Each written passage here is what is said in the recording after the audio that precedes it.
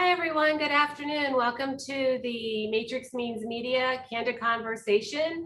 Our today is Brenda Hetrick. Mark threw me a loop. He said, "Why don't you start it off?" And now I'm like, "Okay, I could do it." And then I'm thinking, "Wait, what?" Mark Werman, Matrix CEO. Hello, everybody. As you can see, we're again in our studio. So what you might not know, and why we had maybe saw a little difficulty getting started here, we have some new technology that we're working off of here, and clearly have experienced a little glitch. So apologies for that, but hope everybody is doing great. I know we were talking with some of the panelists before this about we're now all starting to reacclimate to either coming into the office or starting to get our minds set around that. And so, certainly I know here we're doing voluntary coming back in the summer, in July and August. We are only asking people then in September to come in 2 weeks a month. So I think we talked about that before. We're doing a little bit of a hybrid here. And we'll see how it goes. I'm excited. We'll see. And to add to Mark's technology, so we've had a very busy day here at the Matrix Studios, as we like to call them. Mark did a conversation for the Synopsis Measurement Conference in Studio 1A. Yeah, and then we're in Studio 1B, he came into 1B, and then I'm going to moderate the panel, the Candid Conversation, which is a tremendous panel, and I'm going to move to Studio 1C here at the Matrix headquarters. Again, that's literally 5 feet from each other, but exactly. Made me feel like I understood how to run a newsroom. Yeah, it's exactly the cameras same. Here, there, it's exactly the same. So, Mark, I know you talked about the media ad buy, but let's talk about something other than the media industry, which we talk about all the time. Any fun things going on? I do know you have a vacation coming up, some travel. Are you looking forward to that? Airports are busy. Sure, I know. Well, I've been flying anyway, so it is. It is, flying is fine. It's actually getting more and more back to normal, which is a big complaint for me because oftentimes I'm flying out of Miami. And if anyone with TSA pre-check knows, Miami pre-check stinks, but they really, it's terrible. But we are going to Cabo at the end of July, which I would say is not, it's a beach vacation. It's fine. It's not my favorite, but I think we are going to try to do at least 1 day trip to the capital of the state, La Paz. So for me, that's more interesting. So it's like a 2 or 3 hour drive. We'll go over there, and it's more of that Mexican experience rather than Cabo, which is basically could be anywhere on, Well, I don't have a trip planned. I've tried, and I can't find anything. And we just had this conversation in my team yesterday in our team lunch, and that was everyone who did not have a vacation plan now because apparently, vaccination, mask off. There is nothing, not even a hotel room, Motel 8 on Dewey Beach available. I think you're actually not telling the truth. Here is some really interesting news. For those viewers, and I really would recommend that you all follow this as time goes on. Brenda has agreed with her son that they are going to hike to base camp at Mount Everest. And why? Because she's been doing it on our Nordic track, and it's exactly the same. Yes. Well, just let me clarify, Mark, and you know this because you've talked to my son. The Nordic track, I'm trekking to base camp at Everest. I'm obsessed. I am obsessed with getting to base camp. I have watched some movies on Everest, the summit, some of the horrific things that have happened. I have decided the summit's probably not for me. Summit's out. But, Kathmandu to base camp, I think I can do it. Mark has nicely pointed out there's not a Marriott in every town, or even a courtyard, My son has told me many times, and just a plug, he was an Army Ranger at one point in his career, said you're not in shape to go to base camp. And he's also said to me, I've seen the Himalayas, or said to you, I've seen the Himalayas. I don't need to go back. But I will give a plug for those of you who have iFit. This the trek to base camp at Everest has been just quite interesting. And as I've indicated, I'm obsessed. But taking the advice of someone that I know who travels a lot, it might be better for me to do a European mountain first. I'm saying, so I've never done this, but I think it would actually be fun to do like an organized hike through either the Swiss or the Austrian Alps. I have done one of those bike rides where they move your luggage through the Loire Valley in France, and that was really a great experience. So I imagine it's somewhat similar. I have no interest in going to base camp. I don't want to rough it. That's not for me. Well, as my husband points out many times, I had altitude sickness once skiing in Vail, and he has always is showing me the height of the mountain I had altitude sickness on in Vail, and where Everest is and where base camp is. And I wasn't, not close. So I thought you anyway, were going to say Seven Springs, which is like a teeny little mountain. So exciting things happening. I think, as we indicated, masks are off. I know in Western Pennsylvania, they certainly are. The Starbucks, you do need to wear one to go and pick your order up. But it does seem like we're moving. I did see that, NBCU and ABC just announced that they thought they had the strongest, upfronts that they've had, previous years, 2 years, 3 years back. So I think for the industry, that's a good sign. Well, you and I were talking about Magna coming out yesterday saying they predicted advertising revenue to be up 15% this year. Unbelievable. It's a big number. So it's all looking good. So for that, we're excited, and so here at Matrix, we'll be increasing our pricing starting that's right. July 1st. That's right. And of course, next year's another election year, the off-year election, but should be interesting. So political dollars probably not going away. No, anytime they soon. say the actual Florida primary will be probably the most expensive primary to date.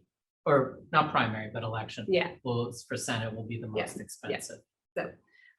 So that's all exciting and good. Then we have, got events happening in the fall, and not a shame, but it would be a shame if I didn't say these Candid Conversations have taken the place of our in-person event in January. Typically, in the third week of January in Miami. Didn't happen this year, but is planned and scheduled and hotel booked to Eden Rock, where we always are, and in January of 2022. And we will hope to see everyone that has been able to participate with us at the it's going to be, it's always a great event. And as I say to people, now listen, probably a lot of people tuning in here have seen more of these. So if you haven't been to the summit, it's very much like these Candid Conversations, but it's live, it's in person. You can actually go up and touch the panelists and make sure they're real. If they allow it. If they allow. I guess I shouldn't say that. Me too.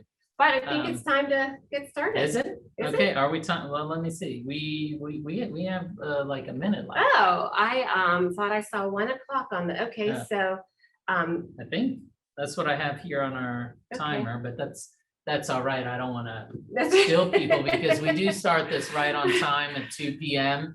for people who don't join the pregame, because while we find ourselves incredibly entertaining, we know not everybody does. Not everybody does. Because we still have not gotten an offer for our own show. Yeah, anyone out there who has, wants to create their own content or monetize their own content, we are available. Or wants some great content provided to you by Mark and Brenda. That's right. We are available to help you out there. Yeah, it will be tremendous boon for you. So sorry, I did not have my watch on the right. I think my watch is not, this watch is not working. So I don't have that digital phone that's always correct. Well, so as you know, part of the studios here, I have the phone to keep that going. But listen, I think we are doing a Candid Conversation next month. Yep. And then one in September. Yep. And then that's going to be it for the year until we have the summit in January. So keep staying tuned, get online, register for the summit. And I think at this point, Deanna, you can take us in.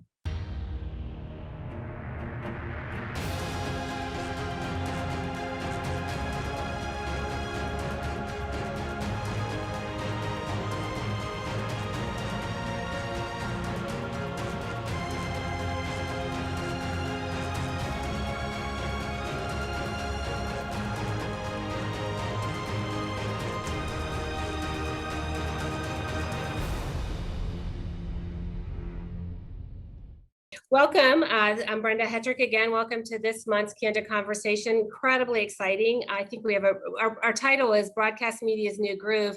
We're trying to be hip, although as my children would probably say that's not a hip term, Mom. Anyways, our title indicated we have broadcast media is growing. powering the engines behind a wide range of cross-media enterprises. Our conversation today is going to focus on synergies, and I'm incredibly excited to introduce my panel today. Brian Lawlor, who's president of local sales, ad sales at Scripps, Tom O'Brien, president of the Weather Group and EVP of Allen Media, and Bill Sally, who's EVP of sales at Nexstar Media. So I think everyone who's joining us today, certainly when you hear who we have and the companies they represent, will agree with me that these organizations are doing some cool things or innovative things, who have their roots in broadcast media, but are doing some things that are expanding their footprint in what we would call the media ecosystem. So welcome to the panelists. Let's start by jumping right in and talking about synergies. Where do each of you expect synergies across your enterprises outside of like a classical linear broadcast TV? Tom, let's start with you. What are you thinking? Yeah, I don't know if the word synergies as opposed to just really, using obviously the strengths of each part of the portfolio to create new business models and kind of accelerate where we're going. I think synergies tends to have a negative connotation. I think, as we look at technology, creating new opportunities and what you are as a company, we have opportunities now, both from a content provider, which is typically where broadcast and networks have been, to now we have the opportunity now to play in the distribution game, and can we combine those? And so I think for us, as we look at each of the parts of our company, it's how do we lever the best and how do we put it in to kind of create new business models, in essence, to chase the consumer, right? The consumer always wins. And I think we're in a great position, going back to this is I think a television renaissance, right? I think that's been exciting as we see what's happened with COVID and how it's accelerated. So that's the way we're looking at it. Perfect. Bill, what about you and Nexstar? Where are you anticipating synergies across the enterprise outside of your traditional linear broadcast group? Yeah, I think I agree with Tom in that really what we're trying to do here is combine our assets and resources that are all parts of our overall portfolio, and being able to really offer a bundle and a comprehensive solution for our clients, and at the same time make sure that that is an effective way of messaging the client's product or service to the consumers, so that they're engaged and eventually they'll activate to purchase a product or service. Brian, what are some things happening at Scripps? Yeah, look, it's been an interesting 16 months for a lot of reasons, but I think perhaps from a non-pandemic perspective, we completely remade the company in the last 16 months. When we went into the pandemic, we had our local broadcast assets, but we also were a big player in podcasting, and we had some other businesses in the measurement space and all. And we had been, for a year or two before that, really stepping back, looking at our portfolio and looking at where we see the future of video and the future of media. And so we took the opportunity to sell off our podcasting assets and some of our other businesses and double down in the video space. So we acquired Ion a couple of months ago, and now I think for the first time in our company's history, we're a video media company. I mean, we for 130 years we're a newspaper company that also owned assets and television, radio, and other things. But for the first time, we're really a video-based company, and so our 61 local markets. Ion, we're kind of the leader in multicast with Bounce, Grit, Laugh, Escape. We relaunched Core TV a couple of years ago, about to relaunch as an over-the-air network, Newsy. And then you add to that things like the Spelling Bee. I think we're a really unique company with, to Tom and Bill's point, synergy as it relates to using all the assets of the company to be able to kind of make all of them better. And I think that's pretty much our focus. So, advertising is certainly one area. All of you are, you sell advertising, you have inventory. How are you managing, an apples to apples or units value measurement across your your inventory so that you are getting the value that you know, premium inventory deserves or you believe should get. And then, you know, breaking that down to news. And certainly, you know, I know you all have some news. Tom has Local Now, Bill's got News Nation, Brian, you talked about your Ion Network Newsy, and of course today I read that you've got Florida 24 Network, which is your OTT news, product in Florida. So how are you using, you know, how are you creating synergies across just your advertising, or are you doing anything internally for that? And then, you know, talk to the group about how you're focusing on news or what you're anticipating your news products to generate for your organizations. And Bill, I'll let you start. Well, that's a pretty big question. You have 5 minutes now. So I'll try to sort of walk my way through it. Listen, I think that the most important thing is that local content really is key, and it's what allows us to separate ourselves really from other media. We like to think of ourselves really, television being sort of the last bastion of local content providers. So, and we're staying with that. You know, that's a unique place to be, and certainly we've expanded on that with the conversion of WGN America, a asset that we acquired in the Tribune acquisition back in the fall of 2019. Most recently, I guess it's about 9 months ago now, we converted that brand, which really was a household name, into News Nation, which is to your point. And what we've decided to do is we launched a cable news network. Nothing novel about that, right? It's a crowded space. And for us to jump in as the last player, we knew or realized that we had to create something that was unique and different. And that's what we've done. We've created a news brand and a news product that really drives straight down the center of the fairway. No partisan bias. It's really the way that we report our local news. So it really has become sort of an extension of our local content brands. And it makes it easy for us to have our 5,500 journalists contribute to that News Nation brand. And think about it. So it makes us probably the largest news organization that's out there. And it gives us the ability to deploy reporters onto scenes that are in local communities, and with a footprint that's in 116 markets, 110 of which produce news, we have the ability to provide local knowledge about that story, where it's happening, the events leading up to it, and certainly the impact that it'll have even after the event is over. So I think that gives us the ability to really stretch our local content platform. And listen, that's what we're all about. We're using that local content and sprinkling it or scattering it across every one of our platforms, whether that's a news app, a news web page in a local market, News Nation, and certainly in our own local markets.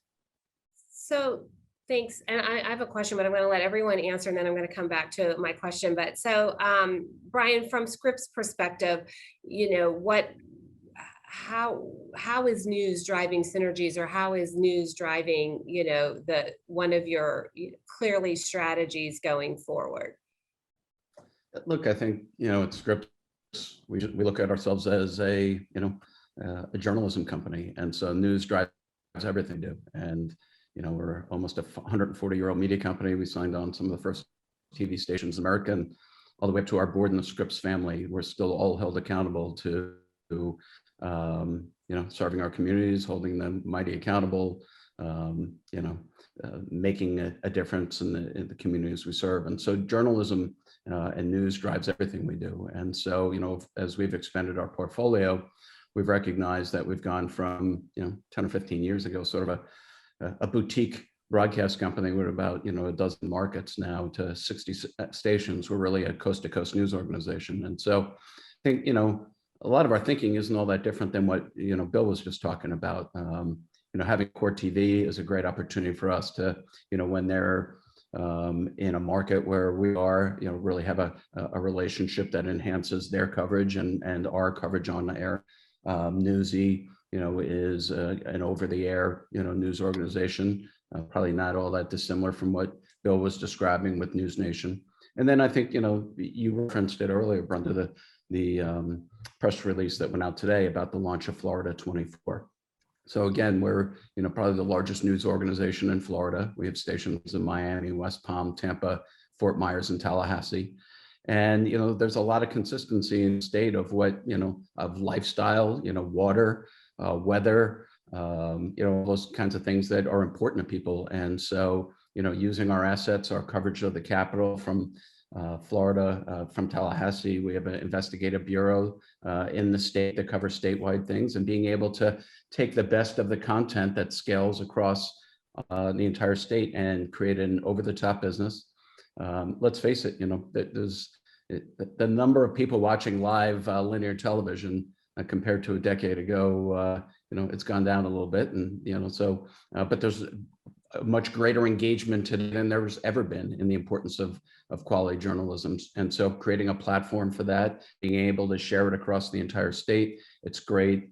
A great high profile opportunity for our journalists, for our meteorologists to have statewide coverage. So I think for all of us, we're very fortunate that in every one of our markets, there's only 2, 3, 4 local news organizations. And the big winner as video, as news consumption has moved across the country has been video. And local broadcasters are the ones in control of that video. Newspaper a number of years ago tried to get in that space. They didn't win. We're the big winners here. And so now being able to use that video expertise that we have and all the content we have to put it on all these different platforms, reach people wherever they are, however they're consuming video, and monetize it is a great opportunity for all of us. So Tom, the Weather Channel has some uniqueness in that, weather is very important. How and maybe as we get through certain times of the year, really important, right? So you have premium inventory or premium content, I would say, always. How do you manage that from the local perspective? And how are you seeing the same distribution of across the country from generating as synergies as well? And does your local now product roll into that, or how are you envisioning those products working together? No, it's a good question. And I think similar themes, right? Between what Bill and Brian were talking about is really, it relates to, the content. So if we look at the Weather Channel, right? The Weather Channel has been local. We have technical Emmys from 1994. We literally have local conditions in 3,500 DMAs or zip codes around the nation. So you can look at getting local forecasts. What did we use that? We certainly have long, the history of the Weather Channel understands how important local is, right? And obviously it's a national network, but certainly the power of the channel is local because weather is a local, right? What do we do with Local Now? Local Now is an OTT platform that's driven by local, right? When we launch Local Now, that stream is fashioned to your, your zip or your statistical, your geo area, right? Depending on the size of the marketplace. So we're delivering local content. So what we are doing is really, continuing to leverage what we have from a content perspective. And using that and using the models, right? We just launched the Grio TV, which was a .com site that Byron Allen saw a great opportunity for and picked it up and said, this is now a premium site for the voice of the African American community. All right, we can make that local, we can make that national, right? So this goes back to kind of using that technology. So as we look at kind of managing, and I know you want to use the word synergies, the issue is, I think for us, we're trying to learn off of kind of the best learnings that we have. Weather Channel has been certainly a national network that has a local infrastructure. It's unparalleled. What can we do with that? That lets us tell, very different stories. That lets us regionalize. That lets us look at emergency feeds. That lets us take a look at feeding our broadcast stations, right? Which were, a relatively new entrant in the last year and a half in the broadcast business. Soon to be close to 25 stations. So, we're really kind of using, and that's something that that Byron Allen has really been focused on. It goes back to what Brian said. It's really about quality of content, right? You've got to be first. You got to be best.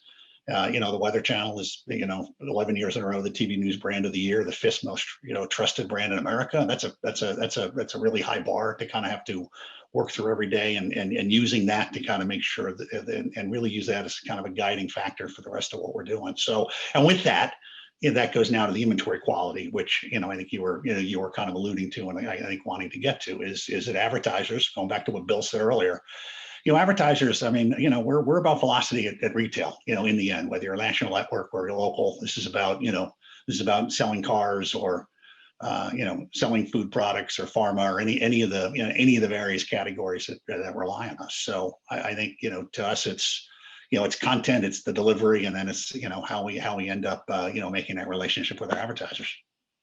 So, I do have some questions on monetization and revenue, but just along these lines, how are you, networks have upfronts and scatter market, local has, RFPs or media buys, or how inventory is driven from a national or rep firms. How are you ensuring that the inventory that you have, News Nation for Nexstar, or Florida 24 Network for all of Florida, and the Griot or Local Now, how are you ensuring that inventory is available in, the media planning? So, or another way to say it is, how are you making sure that inventory can be bought easily and at the value that you feel it's worth? And we'll start with Brian, give you a shot. Yeah, tough question, right? How we, making sure that we're getting what it's worth and out there. I think, there's a lot that still need to happen in our industry. I still think it's too hard to buy local. And I think we've lost a lot of money as a result of how complicated it is to buy local, and money's moved to cable or networks. I think before the pandemic, there seemed to be some good momentum around automation. It feels like it has slowed a little bit, and that concerns me. But I think it's really important that we get the buy side and the sell side, integrated and working together. In a perfect scenario, it starts with an avail request and, goes all the way through posting. But the industry is not there, and we know our traffic systems ideally would be integrated into the buying platforms. So there's a lot of work that needs to be done there, and again, I feel like it's slowed a little bit. I think that's the most important thing. We've got to help solve for the ease of the buying process. We see the pressure on the big agencies and the margins that they're fighting for and so forth. We run the risk of losing a lot of money if we can improve the ease of the buying process, so that agencies can buy it as efficiently as many of the other the national networks. And so I think there's things that some of us are doing, and I think different companies are trying different things. We've become more of an advocate of pay for performance, and trying to, in each buy, really work with the agency to manage the buy, to deliver on the buy in within the scope. I mean, we were suffocating years ago with the amount of under delivery that stations owed, and in some cases you look at our inventory systems, and 20 or 25% of our avails were no charge. Between the added value of buys and that, and we just realized there was no way we were going to be able to grow if that was the case. And so, I think we've been maybe more progressive than others that working on the pay for performance, but quite frankly, it's opened up a ton of inventory for us. We think we're managing yield, and we got some really smart people who are running algorithms to help us better estimate ratings than maybe a normal estimate through a traffic system would be. but it's actually proven to be very efficient for us, and it's created a much more efficient experience for our agencies. And so I think they're looking to expand it with others. But I do think that, you know, it's as challenging as ever to make sure that we get our inventory in front of the buyers at the time when, you know, deals are up in an efficient way that it allows them to make buying local easy. Tom, maybe not an exact apple to apple comparison, but do you, you know, from the weather, maybe not from the weather channel itself, but from the broadcast, you know, the broadcast group that is under Allen Media, are you experiencing the same kind of challenges, and have you created any internal processes to help eliminate some of the stress on buying local inventory? So I think the answer is yes to both. As Brian said, it's an infrastructure issue, right? I mean, you know, I don't think there's again, in most groups, there's not a lack of desire, right? It really is you know, how do we work through a decades old ecosystem with, you know, with systems at various technical capabilities and different agencies and buyers that are you know, either willing or not or can't. And so, you know, kind of navigating through this and so kind of seeing the industry come together would be great. And I think it will. And I think we're still early innings. You know, I do agree COVID, I think, set that back a little bit. You know, we spent the last year playing a lot of defense in most cases. So, you know, can we come out, you know, and certainly play offense? I do think right now the technology is starting to adapt more. I won't say it's a panacea, but I do think there are opportunities. And I think how we surface inventory is something that we're looking at. And so, you know, our broadcast teams are, you know, they're talented, right? They're going to look and try to find, you know, I know the rep firms right now are at least trying to find ways to help stations, you know, surface inventory differently. You know, we look at it, you know, particularly as we start, you know, what we do with our Diginet business versus what we do with our broadcast business, with what we do with our network business. How do we surface inventory? You know, is it run through a wide orbit, or are we packaging this as a digital offering? You know, we just recently hired the, you know, in essence, the programmatic sales team from Tubi to come over and I'm sorry, Tubi from Pluto to come over and kind of help us with local, you know, obviously, you know, as we look at local now, but it kind of gets back to what I mentioned before is there's a lot of, I think, learnings between it. So does broadcast have all the solutions? No. Does digital have all the solutions? No. Do the television networks have all the solutions? No. But is there somewhere that, you know, as we learn and say, all right, here's a little bit better way? But absolutely, I mean, I think going back, you know, you're going to lose if you're not continually to look and you know, as Brian said, you know, local's hard to buy. So how do we do that? And I do think technology will help us, and I think we'll see an acceleration in the efficacy of that over the next several years. Bill, I'm assuming you probably have some of the same thoughts, but any from Nexstar's perspective, have you done anything to facilitate, you know, from your core out, facilitate buying, you know, local easier? I don't know that we're doing anything that's unique to what my colleagues are doing. You know, I think that the key is it's not only the offering, but to Brian's point, it is about efficacy. How do we reduce the friction, or for that matter, how do we eliminate it?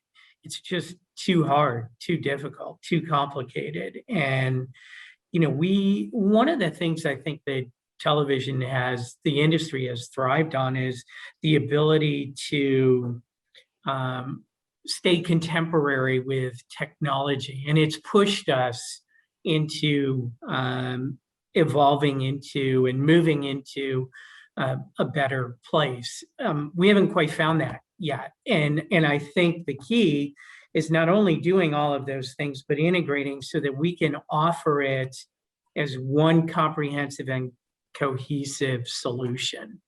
And, you know, right now we sell everything individually. We have sales teams for every platform that we have. Now we try to close that gap or bridge that gap through communication and share contact information, or try to bring our other individuals into those conversations as we try to develop solutions for clients.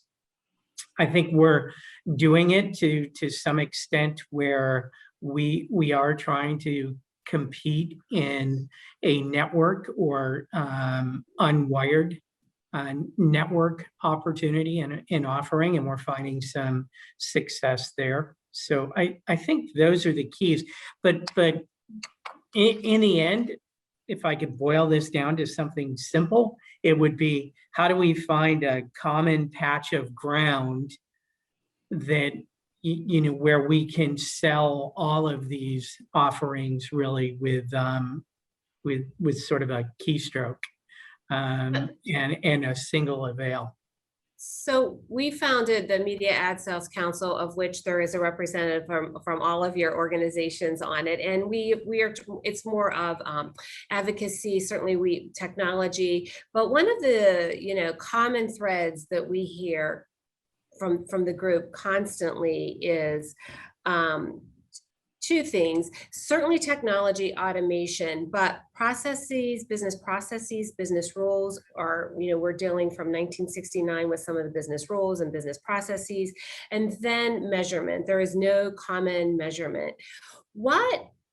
And so there are the media companies, there are measurement companies, there are technology vendors in the ecosystem. How do we get consistency? How do we reduce the you know, the friction if we are all at cross purposes? Who do you think is it we just come together? I know somebody in the mask had mentioned, and I don't know who, that, you know, 1969, this might not be the right date either. You know, the media companies and, you know, Media Ocean got together and they didn't leave the room until, and I think it's Dare, you know, forgive me everybody if I don't have the right technology in my story, but that kind of working together doesn't seem to happen, you know, or hasn't been happening. Now, I know you said we had some momentum, but it went away. How do we get, is it the selling organization? Is it the sell side? There does seem to be some work on the buy side of, you know, Hudson, but how is there an end-to-end process that works so that the pie grows versus one person's share of the pie grows? Who's accountable for that, or who do you think can ultimately make that change? Anyone? That was an open, okay. Yeah, I mean, I think, you know, you've highlighted the problem, right? I mean, I think that's what the industry is trying to resolve, right? Is it, you know, there's certainly a lot of disparate. I think going back to your question, I really think the media organizations, right, the people that are, you know, that like our media companies should be setting the business rules going forward, right? I do not think, you know, people that are not, you know, originating the sale should be setting business rules. So I do think from a kind of a fundamental, the industry, you know, coming together and which in essence, you know, was the TIP initiative, right? The industry creating the business rules versus what happened with digital originally, which is the technology companies created the business rules, and we saw yields plummet, and we saw basically this ultra commoditization of digital inventory. So, you know, learning from that and not making the same mistake on the television side, I think is important. You know, you mentioned the measurement, right? I mean, you know, again, I think these are things to talk about. Is it solvable, right? We've all kind of looked at, you know, different options, like ComScore, Nielsen.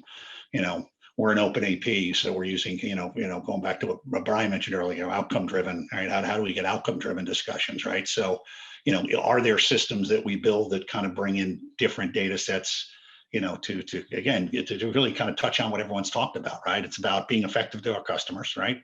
What's the efficacy of our advertising? Not only advertising to the retailer, but also how do we get it out there to surface this in front of buyers, and then what systems do we use? I don't, it's not a simple answer. I think it's probably where I'm going, but I do think it needs to start at the media company level. Yeah, You know, I think go ahead, Bill. I'm sorry. I think I would agree that it really, the rules of engagement have to really be written by the broadcasters. But in the same breath, we have to understand what the challenges are around us, right?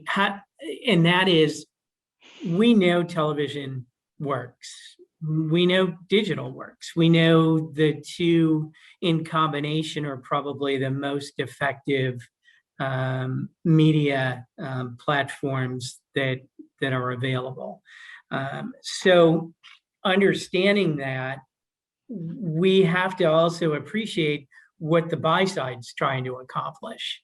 We can't be blind to that or deaf to that. So listen, the more collaboration we can have, putting all of the motives aside and just sitting down and saying, okay, really, let's get back to the basics. What's in the best interest of the consumer? Let's not forget that, or the client.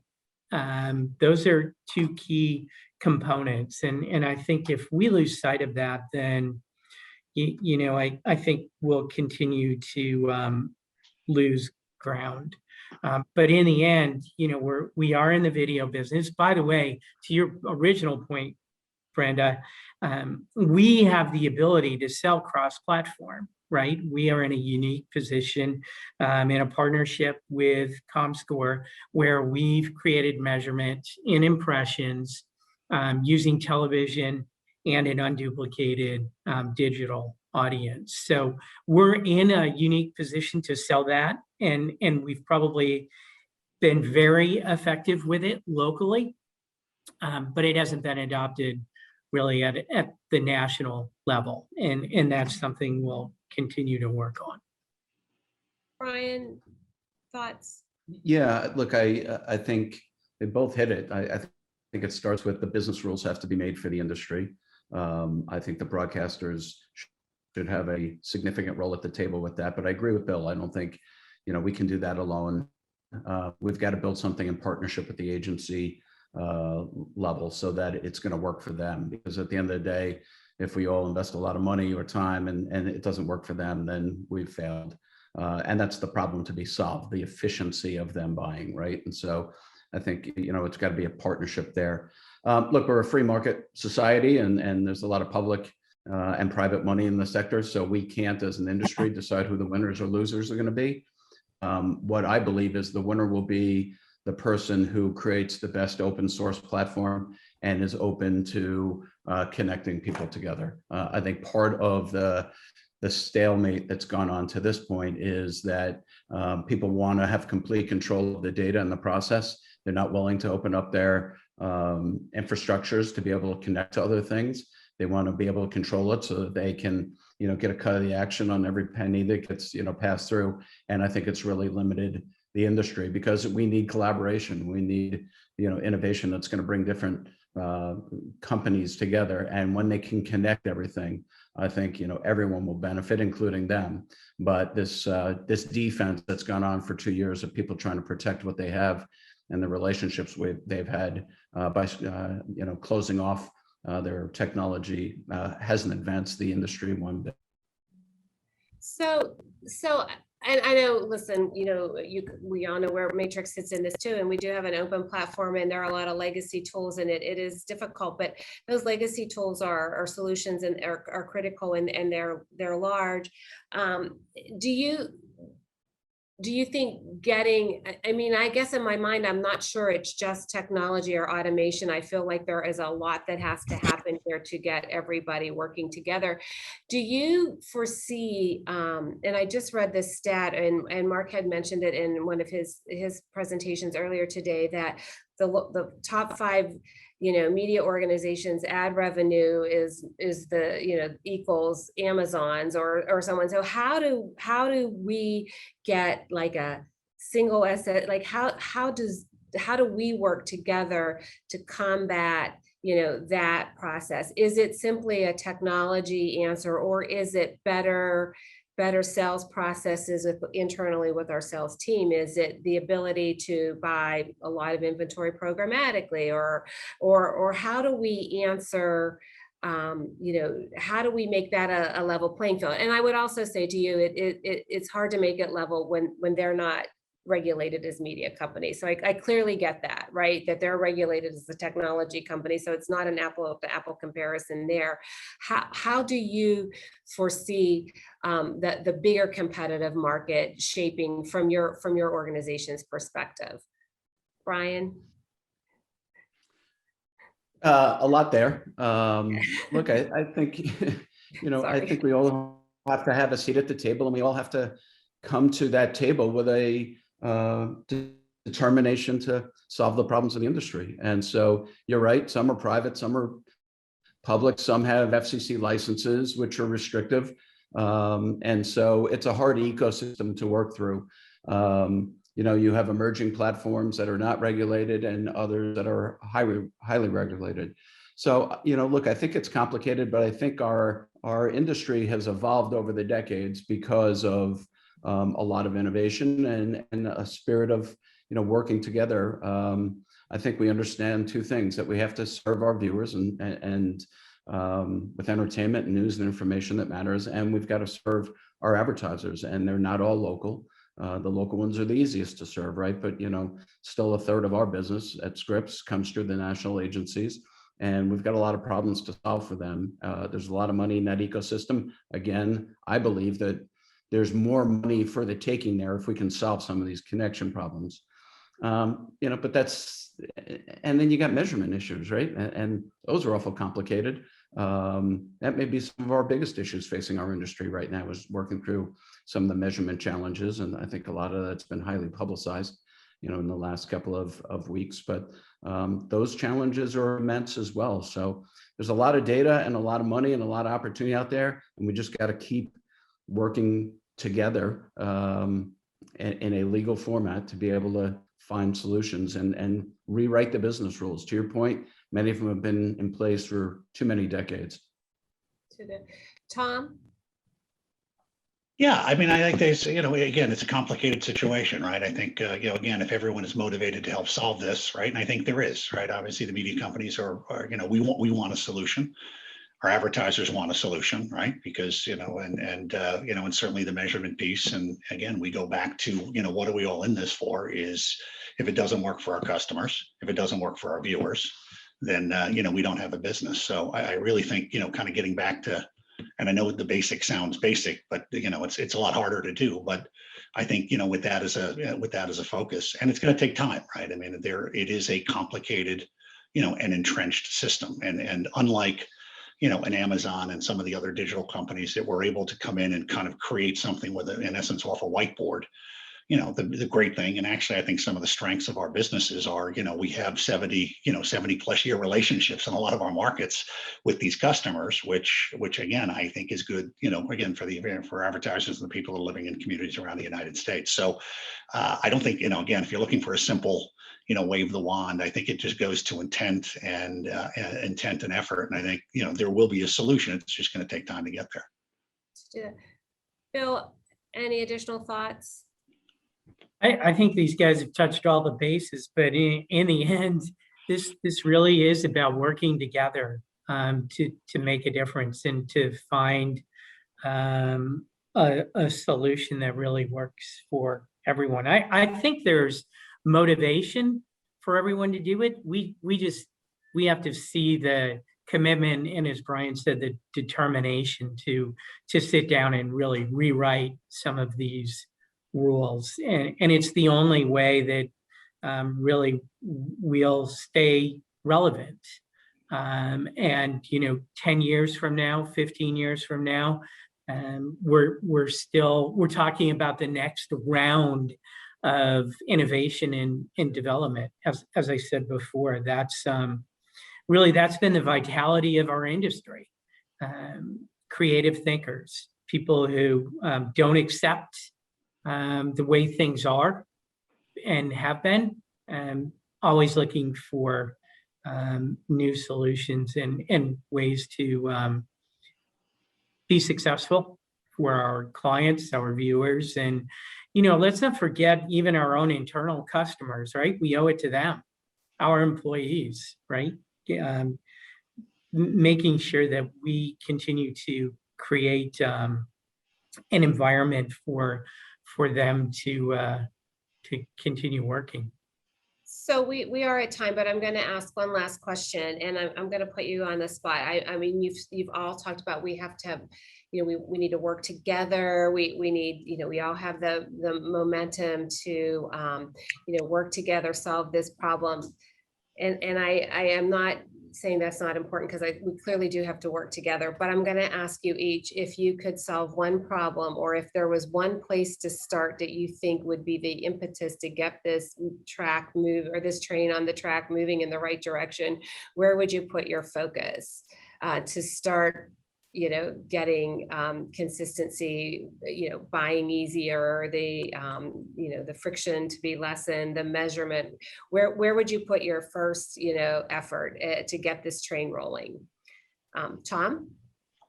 I would focus on the education of our teams, right? Because I think that's something that, with an existing infrastructure and existing, marketplace, what can we do with our teams to kind of create additional value and help start to move this along, and then hopefully technology follows.